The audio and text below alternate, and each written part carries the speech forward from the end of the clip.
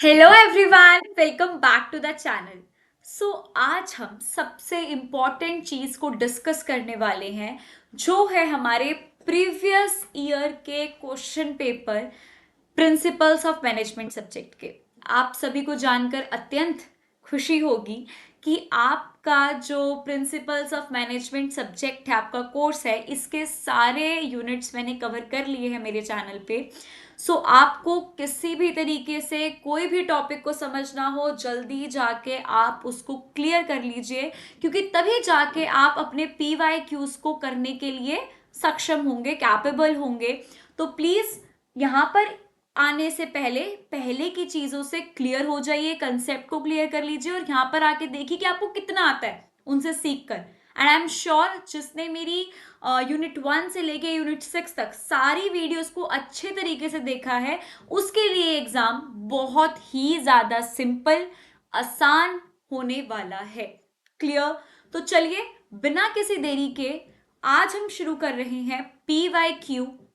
दिसंबर 2023 का ये पेपर है जो कि आज हम डिस्कस करने वाले हैं। अगर इस पे आपका अच्छा रिस्पॉन्स आया, आपको लगता है कि PYQs डिस्कस करने से आपकी अंडरस्टैंडिंग और अच्छी हो रही है, आपको लग रहा है कि भाई इससे कॉन्फिडेंस आ रहा है, आपको चीज़ें आती हैं नहीं आती, और अच्छा रिस्पॉन्स मिला मेरे को कमेंट सेक्शन में, तो मैं आपके लिए 2022, 21, 20 एटलीस्ट 5 साल तक के हम PYQs को सॉल्व करेंगे हमारे चैनल पे। सो आप जरूर बताइए कि आपको ये कैसा लगा। तो चलिए शुरू करते हैं। सबसे पहले तो ये कि जो हमारे अभी पहली बार पेपर देने वाले हैं उनको ये पता चल जाए कि सेक्शन ए के अंदर आपको 5 क्वेश्चन मिलेंगे और 5 में से 5 के 5 ही आपको अटेम्प्ट करने, कोई चॉइस नहीं है। और एक क्वेश्चन 3 नंबर का है, तो 3 नंबर के हिसाब से ही लिखें। एंड मैं आपको ये एडवाइस करूंगी कि पेपर उल्टा शुरू करें, जिससे कि क्या होगा, आपका जो टाइम है वो काफ़ी अच्छे तरीके से आप यूटिलाइज कर पाएंगे, और जो 15 मार्क्स जो कि लेंदी क्वेश्चन है उनको आपकी ज़्यादा टेंशन मिलेगी और ज़्यादा अच्छे तरीके से अपने एग्जाम शीट को लिख सकेंगे। क्यों? क्योंकि 15 मार्क्स के लिए आपको कम से कम 5-6 पेज लिखने होंगे। तो जब आप शुरू करते हैं एग्जाम तो काफ़ी एनर्जी रहती है, माइंड भी काफ़ी फ्रेश रहता है, तो वो ज़्यादा अच्छे से होगा। बाकी आपकी मर्जी है, आपको तो भाई पेपर पूरा कंप्लीट करना, वो भी अच्छे से। चलिए शुरू करते हैं। Explain the meaning of centralisation, पहला क्वेश्चन हमारा।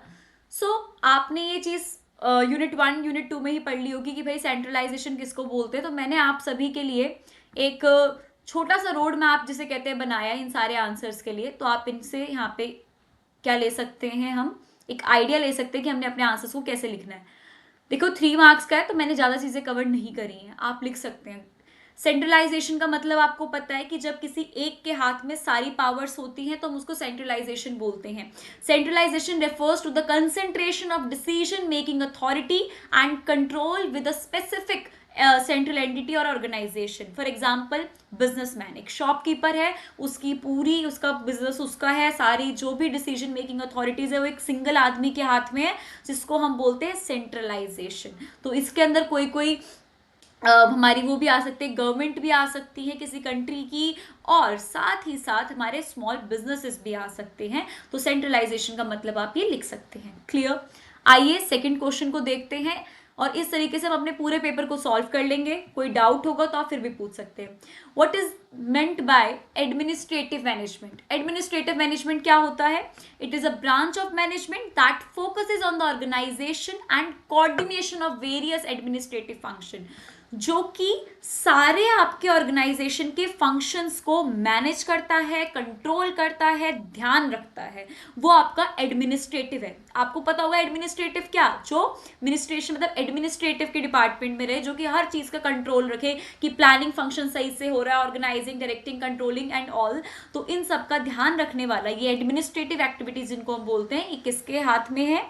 कौन इनका ध्यान रखेगा? एडमिनिस्ट्रेटिव मैनेजमेंट, कि ये अच्छे तरीके से हो, इफेक्टिवली एंड एफिशिएंटली। ये दोनों जो वर्ड है ना, इफेक्टिवली एंड एफिशिएंटली, इनको तो हर जगह यूज करते हो जहां आपको इनकी रिक्वायरमेंट लगती है, क्योंकि ये कोई जेनरिक टर्म्स नहीं है, टेक्निकल वर्ड्स हैं और काफी आपके आंसर को अच्छा बनाते हैं। देन हम थर्ड क्वेश्चन को देखते हैं। थर्ड क्वेश्चन है what is strategic planning? Strategic planning के ऊपर मैंने बहुत लेंदी वीडियो बनाई हुई है, लेंदी इन द सेंस कि 5-7 मिनट का आपको इसका मिल जाएगा पार्ट, जो कि मैंने अपनी वीडियोस में कवर करा हुआ है। नहीं समझ आता, वहां जाओ, चेक करो, कंसेप्ट से क्लियर हो जाओ और बाद में आके यहाँ पर इसको पढ़ो। क्लियर? चलिए, क्या कहते हैं strategic planning? It is a systematic process that organization use to define their direction and make decision on allocating resources to pursue that direction. Strategies बनाना कि जिससे हम अपने गोल को बहुत इजीली अचीव कर सकें. It involves setting long-term goals and determining the best strategies to achieve those goals while considering the internal and external environments in which the organization operate. हर तरीके से ध्यान रखकर ऐसी पॉलिसीज, ऐसी स्ट्रैटेजीज को बनाना जो कि हेल्प करे आपके गोल को अचीव करने के लिए, वो स्ट्रैटेजिक प्लानिंग में आता है. ये एक बहुत ही स्पेसिफिक एक टॉपिक है जो हमने कवर करा है हमारी वीडियोस में, वहां जाके जरूर देखें. मैं तो आपको यही रिकमेंड करूंगी. आपको मैं सारे के सारे लिंक अपने डिस्क्रिप्शन में दे दूंगी, वहां पे क्लिक करें और जाके अपने कंसेप्ट को क्लियर करें. देन आते हैं हमारे नेक्स्ट क्वेश्चन के ऊपर, जो कि है explain briefly the nature of organisation. Nature of organisation क्या है? जो फंडामेंटल्स हैं, करेक्टरिस्टिक्स हैं, स्ट्रक्चर है, पर्पस है आपके ऑर्गेनाइजेशन का, वही आपका नेचर है. Means your goals, your policies, your purpose, ये सारी चीजें आप अपना लिखेंगे. Understanding the nature of an organisation helps clarify how it operates and interacts with its environment. Clear होती है? तो नेचर में आप ये सारी चीजों को कवर करेंगे. देन आता है define MBO, most important question. ये आपको बहुत सारे PYQs में मिलेगा, तो इसको अच्छे से करें. MBO मतलब मैनेजमेंट बाय ऑब्जेक्टिव्स. ठीक है? So it is a performance management approach that aims to improve organizational effectiveness by aligning individual and organizational goal. जो आपके पर्सनल ऑब्जेक्टिव्स हैं, आपके पर्सनल गोल्स हैं और आपके ऑर्गेनाइजेशन गोल, उनको फुलफिल करने के लिए साथ साथ इफेक्टिवली काम करता है आपके ऑर्गेनाइजेशन के अंदर. ये कंसेप्ट किसने दिया, कब दिया, ये चीजें आप अपनी उसमें ऐड कर सकते हैं अपने आंसर में to make it more good. So it's a process where managers and employees work together to set specific measurable objective that are aligned with the organisation's overall goals. कि वो सारे मिलकर एक ऐसे ऑब्जेक्टिव को सेट करते हैं जो कि एट द एंड आपके ऑर्गेनाइजेशन के गोल को सेटिस्फाई करेगा. साथ ही साथ आपके जो पर्सनल गोल्स हैं, इंडिविजुअल गोल्स हैं, वो भी आपके पूरे होते जाएंगे. So that's why it's a management by objective. Clear? उसके बाद आप देखिए, हम अब कवर कर चुके हैं हमारे 3 मार्कर क्वेश्चंस जो कि आपको सेक्शन ए में मिलेंगे. उसके बाद आप आ जाओ सेक्शन बी के अंदर कि 3 क्वेश्चन में से आपको सिर्फ 2 क्वेश्चन करने हैं, एक आप छोड़ सकते हैं. तो सबसे पहला क्वेश्चन है explain the concept of planning and describe its types. जिन्होंने करा है, दोबारा वही बात है, उनको सब आता होगा. आपको प्लानिंग की पहले डेफिनेशन लिखनी चाहिए.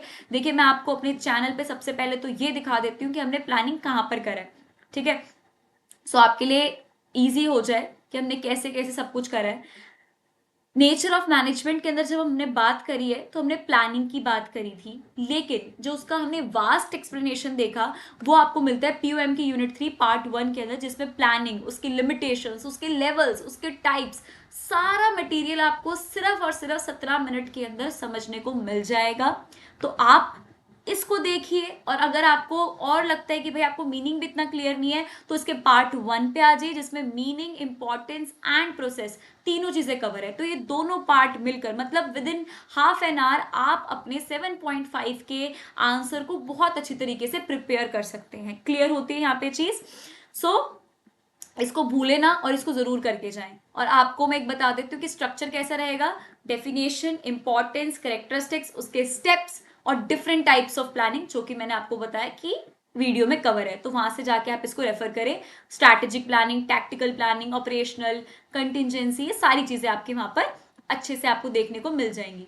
उसके बाद आता है how can the committee organisation में, यहाँ पे by is not correct, made effective. तो आपको ये क्या क्वेश्चन होना चाहिए कि how committee organisation is made effective. तो इसके लिए आप अपने आंसर में क्या पॉइंट को कवर करेंगे? डेफिनेशन ऑफ कमिटीज, पर्पस, उनके टाइप्स, उनके कैरेक्टरिस्टिक्स. सो ये सारी चीजें आप कवर करेंगे, तब जाके आपका 7.5 मार्क्स का आंसर तैयार होता है। Then discuss the process of decision making, explain various types of decision making, ये भी मेरी वीडियो में कवर है, इसलिए मैंने यहाँ पर इन चीज़ों को इतना डिस्कस नहीं कर रही क्योंकि मैं पहले कर चुकी हूँ, आप वीडियो में जाके देखें। सो सबसे पहले आप डेफिनेशन बताएंगे, उसकी इंपॉर्टेंस बताएंगे, देन स्टेप्स, पहले आइडेंटिफाई करना, gather, generating, evaluating, making, implementing और बाद में उसको इवैल्यूएट करना, ये सारे स्टेप्स है डिसीजन मेकिंग के जो ज्यादातर प्लानिंग से मैच करते हैं। तो ये डिसीजन मेकिंग का पार्ट जरूर देखें। और बाद में कितने टाइप के डिसीजन मेकिंग होते हैं, programmed, non programmed, strategic, tactical, इनकी डेफिनेशन और कब तक इनका इम्पैक्ट रहता है, कितने टाइम पीरियड के लिए बनती हैं, ये सारी चीजें आपको लिखनी पड़ेंगी यहाँ पे। और देखिए ये सारी चीजें भी आपको यहाँ पे मिल जाएंगी। पीओएम के यूनिट 3 में ये कवर है, decision making in the definition, types, process. Clear? तो ये एक वीडियो 12 मिनट 47 सेकेंड्स की आपके लिए काफी है। किस चीज के लिए काफी है? इस पूरे 7.5 के आंसर के लिए। तो जल्दी से जाकर ये वीडियो आप अच्छे तरीके से कवर कर लें जिससे कि आपको कोई कंफ्यूजन किसी भी तरीके की नहीं रहेगी। Is it clear? आपको पता चल गया किस तरीके से आपको स्ट्रक्चर में काम करना है अपने आंसर में, क्योंकि देखो लॉजिक सीक्वेंस काफी ज्यादा मैटर करता है। नाउ डिस्कस द प्रोसेस हो गया आपका, तो ये आपके दो आप अटेम्प्ट करेंगे तो 15 मार्क्स आपके इंश्योर हो गए हैं। उसके बाद आते हैं सेक्शन सी के अंदर, द मोस्ट इंपॉर्टेंट सेक्शन, क्योंकि हर एक क्वेश्चन 15 मार्क्स का है। और साथ ही साथ मैं आपको बता दूं कि इसके अंदर आपको मिलेंगे 5 क्वेश्चन, जिनमें से आपको 3 क्वेश्चन को अटेम्प्ट करना है, 2 आपकी मर्जी, आप कोई से भी छोड़ सकते हैं। क्लियर? तो 5 में से 3 करेंगे तो उनको चूज कीजिएगा जिनके कंसेप्ट आपको बहुत अच्छे तरीके से क्लियर है, क्योंकि आपको एटलीस्ट 5 पेज तो लिखने ही है फॉर 15 मार्क्स। और किस तरीके से आपको आंसर्स लिखने, इसकी वीडियो भी मैंने बनाई है for getting good marks in CCSU university, तो उसको भी जाके जरूर चेक कीजिए। क्लियर? तो चलिए, what is motivation, explain X and Y theory of motivation. तो आप सबसे पहले क्या करेंगे, इसके अंदर मोटिवेशन की डेफिनेशन लिखेंगे, उसका इंपॉर्टेंस, और उसके बाद एक्स एंड वाई थ्योरी, जिसके अंदर आपको एक्स जो कि लेथार्जिक होते हैं, जिनको कुछ करने का मन नहीं करता, वाई कौन जो कि बहुत एक्टिव होते हैं, आप सब जानते हैं चीजें, उनका ओवरव्यू लिखेंगे। एक बार थ्योरी एक्स को एक्सप्लेन करेंगे, फिर थ्योरी वाई को एक्सप्लेन करेंगे, और उसके बाद उन दोनों को कंपेयर करेंगे। और आपको ये पॉइंट भी लिखना चाहिए इसके कंक्लूजन में कि एक मैनेजर किस तरीके से डील करता है थ्योरी एक्स के लोगों से और थ्योरी वाई के मतलब एम्प्लॉय से। तो ये दोनों चीजों को कवर करना भी बहुत जरूरी है। सो मेक श्योर कि आप इन दोनों चीजों को भी अच्छे से कवर करें। और ये आपको वीडियो फॉर रियल आपको मिल ही जाएगी चैनल पे, मैंने मोटिवेशन की भी बनाई हुई है। सो देखिए, आपको पीओएम के यूनिट 4 में मोटिवेशन की कंप्लीट वीडियो मिल जाएगी, जिसमें मीनिंग, इंपॉर्टेंस और थ्योरीज, जिसके अंदर एक्स और वाई को मैंने अच्छे से कवर करा है। इसको आप जाके जरूर देखें। तो ये आपको 18 मिनट्स की लगभग वीडियो है, इसको अच्छे से कर लीजिए। आपका ये 15 मार्क्स का क्वेश्चन, देखो 15 मार्क्स का क्वेश्चन बहुत ज्यादा होता है आपको पास कराने के लिए, तो रिस्क ना लें, एक बार वो वीडियो देख लें और आपका ये पार्ट कंप्लीट हो जाएगा, अच्छे से समझ आ जाएगा। चलिए नेक्स्ट क्वेश्चन को देखते हैं। Good communication is the foundation for sound management. The foundation, discuss this statement and also explain the principles of effective communication. इसमें बेसिकली आपको कम्युनिकेशन की इंपॉर्टेंस, उसका प्रोसेस, ये सब कुछ एक्सप्लेन करता है। मैं आपको स्ट्रक्चर दिखा देती हूँ कि आपको क्या क्या इसमें कवर करना है। आप इसमें पहले इंट्रोडक्शन देंगे, रोल क्या है कम्युनिकेशन का मैनेजमेंट में उसको कवर करेंगे, इम्पैक्ट ऑफ पुअर कम्युनिकेशन कि उस अगर ये ना हो गुड कम्युनिकेशन तो क्या होगा, ठीक है, तो वाइस वर्सा वो भी आपको कवर करना ही है। तो ये थर्ड पॉइंट में, और उसके बाद प्रिंसिपल्स, क्योंकि देखो बेसिकली आपको लास्ट में क्वेश्चन के मतलब कम्युनिकेशन के प्रिंसिपल डिस्कस करने के लिए कहा है फॉर इफेक्टिव कम्युनिकेशन। सो आप ये सारे प्रिंसिपल्स को कवर करेंगे फॉर 15 मार्क्स, ठीक है। तो ये अभी आपको आप चैनल पे मिल जाएगा, मैं लिंक नीचे दे दूंगी। तो ये सारी चीजें आपको कवर करनी है, like clarity, conciseness, active listening, feedback, empathy and understanding. all these points should be there in your answer sheet. Clear? उसके बाद देखिए क्वेश्चन आता है 11th, which is what do you understand by leadership? कि आप leadership से क्या समझते हैं? Also describe the various styles of leadership. ये क्वेश्चन, ये सारे क्वेश्चंस वो हैं जो कि मैंने अलग अलग पार्ट में कवर करे हैं पीओएम के।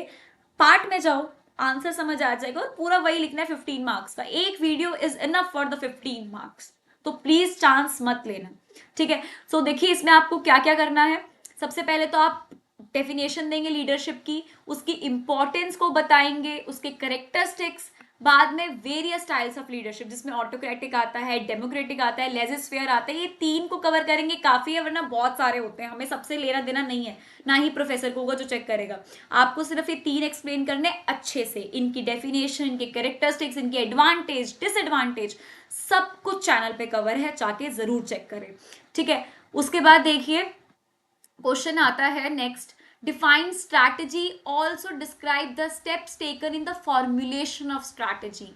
ये सबसे लास्ट यूनिट जो हमने कवर करी है, देखिए यहाँ पे इसमें ये चीज हमने अच्छे से कवर करी है, स्ट्रैटेजिक मैनेजमेंट के अंदर की स्ट्रैटेजी क्या होता है, रोल ऑफ स्ट्रैटेजी क्या होता है, ये सारी चीजें आपको यहाँ पे लिखनी होंगी। आपको वो बता देती हूँ स्ट्रक्चर, अंडरस्टैंडिंग स्ट्रैटेजी, उसकी डेफिनेशन, उसका कंसेप्ट और जो स्टेप्स होंगे कि पहले आप क्या करेंगे, सेटिंग ऑब्जेक्टिव, एनवायरमेंट एनालिसिस, ये सारे स्टेप्स आपको आपके आंसर में कवर करने हैं। आप इनके स्क्रीनशॉट भी ले सकते हैं फॉर द स्ट्रक्चर कि आपको किस तरीके से अपने आंसर को लिखना है, तो ये उसी तरीके से बनाया हुआ है, तो आप इसको कवर कर लीजिए। उसके बाद आता है what is scientific management. So definition of scientific management, कुछ की प्रिंसिपल्स ऑफ साइंटिफिक मैनेजमेंट, ये यूनिट 1 का पार्ट है, आप इसको जरूर कवर कर सकते हैं। और उसके बाद इसी के साथ आपको बी पार्ट में define the role of scientific management, पहले व्हाट इज साइंटिफिक मैनेजमेंट और उसके बाद आता है रोल ऑफ साइंटिफिक मैनेजमेंट। तो उसके अंदर आप ये तो पहले वाले का पार्ट था, ओके मैं आपको ऐसे बता देती हूँ। सो जब आप बताएंगे रोल ऑफ साइंटिफिक मैनेजमेंट, तो किस तरीके से उसकी इंपॉर्टेंस है, क्या वो रोल प्ले करता है, वो सारी चीजें आपको साइंटिफिक मैनेजमेंट के अंदर अपने आंसर में इंक्लूड करनी है। तो ये इस तरीके से आप अपने पूरे क्वेश्चन पेपर को अटेम्प्ट कर सकते हैं। ये मैंने स्ट्रक्चर कवर करे हैं, मैंने हर एक टॉपिक को एक्सप्लेन नहीं करा, अगर एक्सप्लेन करने लगती तो ये वीडियो काफी ज्यादा लेंदी हो जाती और रिपीटेटिव हो जाती। क्यों? क्योंकि ये सारी चीजें हम ऑलरेडी अपने चैनल पे कवर कर चुके हैं, वो भी पार्ट्स के अंदर, जो कि आपके लिए बहुत ईजी है। लिंक में जाके सारी चीजें देख लो और इस पेपर को तो डन कर दो कि भाई हमने 2023 जो रीसेंट पेपर है उसको अच्छे से कवर करा है, जो कि बहुत ही ज्यादा इंपॉर्टेंट है। सो आई होप आपको आज की वीडियो काफी हेल्पफुल लगी हो। अगर हेल्पफुल लगी है तो जल्दी से जाके चैनल को सब्सक्राइब करें, ज्यादा से ज्यादा शेयर करें, वीडियो को लाइक करें और कमेंट करना ना भूलें और मेरे को बताइए कि 2022, 21 इन सब के पेपर को मैं डिस्कस करूं या नहीं। सो जल्दी जाइए और बताइए। Thank you so much for watching the video.